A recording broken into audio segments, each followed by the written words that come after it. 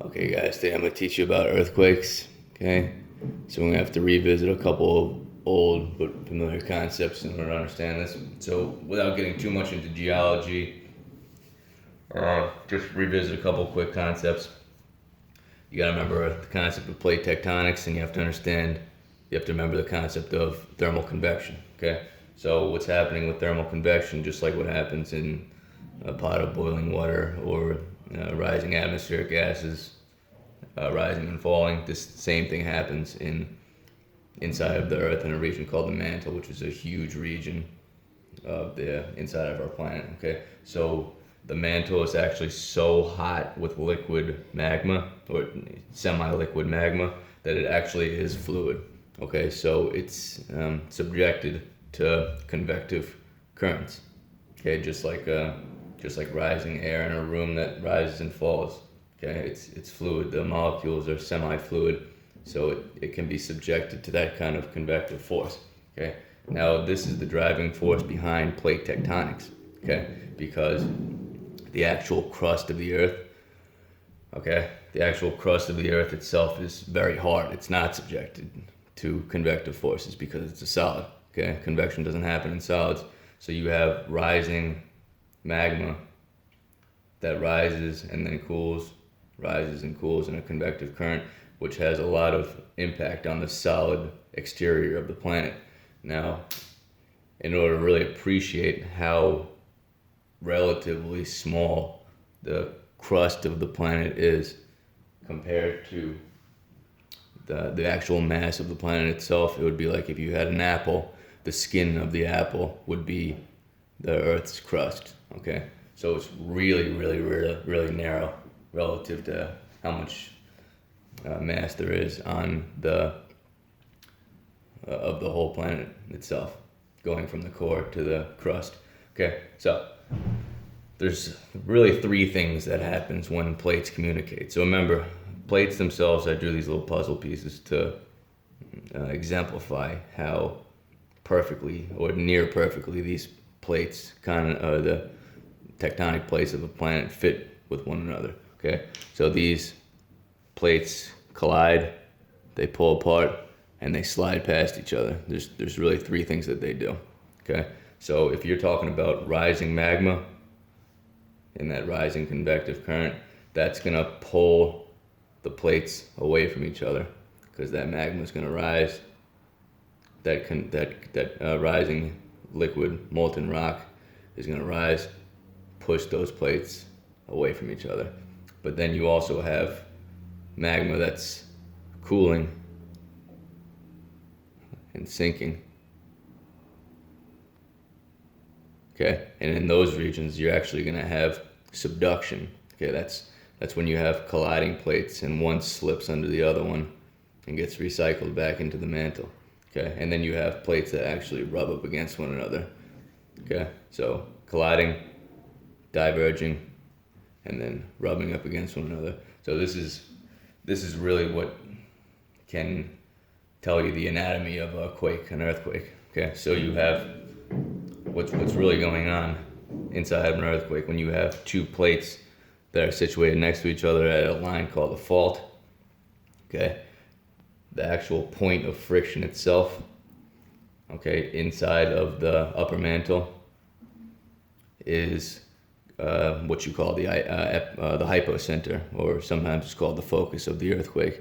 This is where this is where the real friction of the plates occurred. Okay, and directly above the hypocenter, not along the line of the fault. Okay, directly above to an observer sitting on the actual crust of the earth, right above the hypocenter is where the epicenter would be. And the epicenter is where you would feel the most dramatic tremors of the quake itself. Okay, so if you had a really strong quake, if you were right above the hypocenter, that's where you would feel the strongest effects of the actual quake. Now, like I said, there's three different ways that plates communicate with one another. They collide, they pull apart, or they slide past one another. Okay, the most violent quakes happen in areas of convergence, converging continental plates, or subduction, because what's happening is one plate actually slides under the other one, okay? Gets recycled back into the mantle of the planet, okay? So think of, if you remember our lessons on kinetic and potential energy, there's a type of potential energy, call it elastic potential energy. Think about the subducting plate pushing up against the stationary plate and making it tense like a spring. So the subducting plate is going to cause a lot of elastic potential energy on that plate itself, and at a certain point that plate is going to hit a buckle, and then boom, it's going to release that spring and cause enormous amounts of violent kinetic energy on the surface of the planet. And so the hypocenter would be down there spreading all of its energy in different directions, and then the observer would feel the most amount of kinetic energy on the epicenter directly above the hypocenter.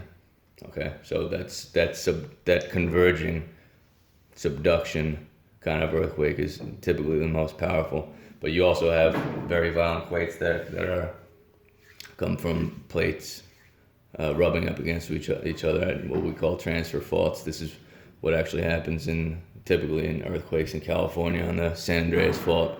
You have two plates that are rubbing up against each other.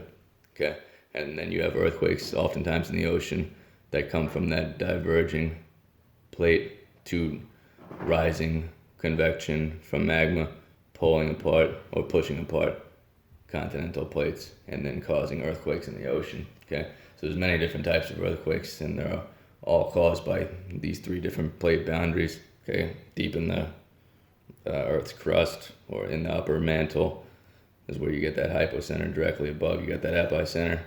Okay, and divergence, remember, comes from rising magma from the Earth.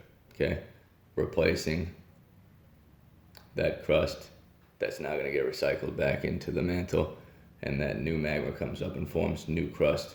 Okay, that's at a divergent boundary. Then you have your colliding boundaries, where one gets subducted and goes into the other and also gets recycled. And then you have plate boundaries where they rub up against each other. Okay, so just remember, convection causes the solid crust to move almost like